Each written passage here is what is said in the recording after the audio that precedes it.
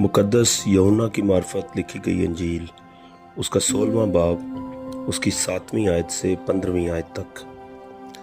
लेकिन मैं तुमसे सच कहता हूँ कि मेरा जाना तुम्हारे लिए फ़ायदा मंद है, क्योंकि अगर मैं ना जाऊँ तो वो मददगार तुम्हारे पास ना आएगा, लेकिन अगर जाऊँगा तो उसे तुम्हारे पास भेज दूँगा, और वो आकर दुनिया को गुनाह और रास्तबाजी और अदालत के बारे में कसूरवार ठहराएगा।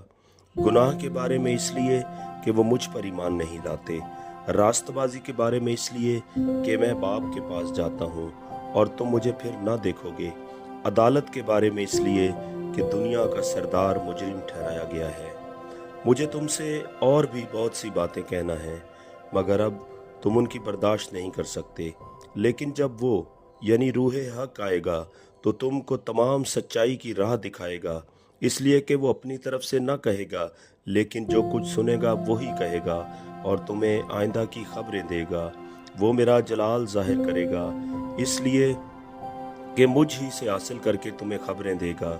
जो कुछ बाप का है वो सब मेरा है, इसलिए मैंने कहा कि वो मुझ ही से हासिल करता है और तुम्हें खबरें देगा। आमीन।